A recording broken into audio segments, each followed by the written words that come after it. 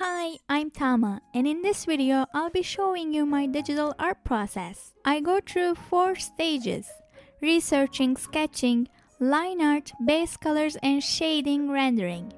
You can find a link to the free PSD file of my artwork in the description. Before I do anything, I search for composition ideas and look through Pinterest and Instagram for inspiration. At this stage, I have a vague idea of the character I want to draw, so I'm searching for puzzle pieces that will help me visualize them in a unique way. I put together the images I like in PureRef and move the PureRef window in a corner that I can see while I'm working. I first start with an A4 sized canvas in case I decide to print this piece, then start with a sketch. I tend to start out my sketches as messy and as simple as possible. I scribble a very basic looking skeleton of the character, something like a stick figure. Then I bring down the opacity of this layer and draw another sketch on a new layer. I continue to do this until I have a clear and detailed enough sketch that can help me when I do the line art. The sketching part is my favorite part in the whole process because of the freedom I have.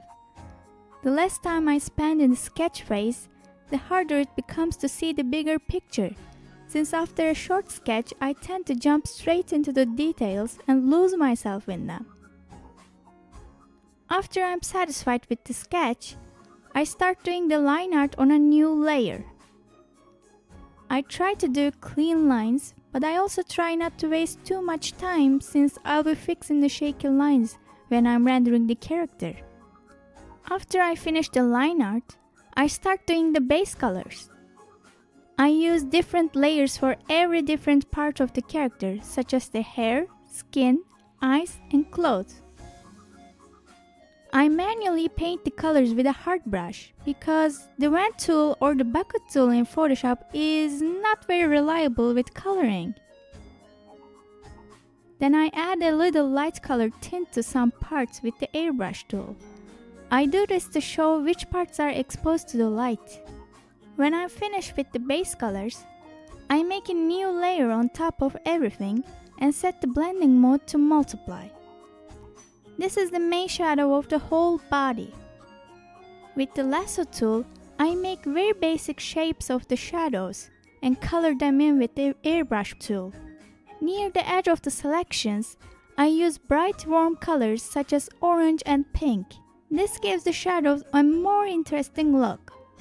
I try to keep the shapes of the shadows as simple as possible. Then I slowly add more complex shapes with the lasso tool.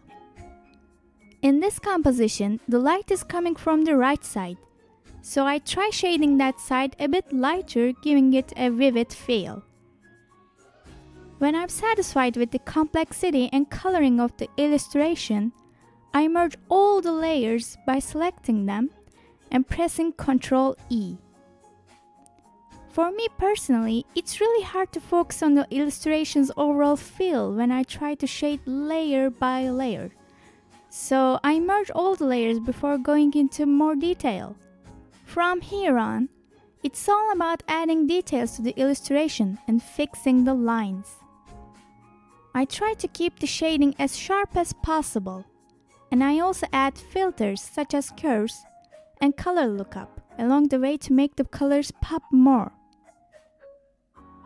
If you haven't recognized her yet, this character is Kuromi from Sanrio. Her original design has both cute and goth elements to it, so I thought it would be fun to draw her as an anime girl. After I'm done with the character, I start doing my least favorite part, the background. Just like the character, I started with a sketch, then did the line art, base colors, and shading. I then duplicated the roses, changed their sizes and arranged them together. Lastly, I added a curves filter to lighten the colors of the roses so the character could pop more. This piece took me around 12 hours to finish. I did this all using only the basic brushes in Photoshop. Speaking of which, you can find the free PSD file of this artwork in the description. This was just a brief explanation of my digital art process. But if you want me to go into more detail about any part, please do let me know in the comments. Thank you for watching, and I wish you all luck on your art journey.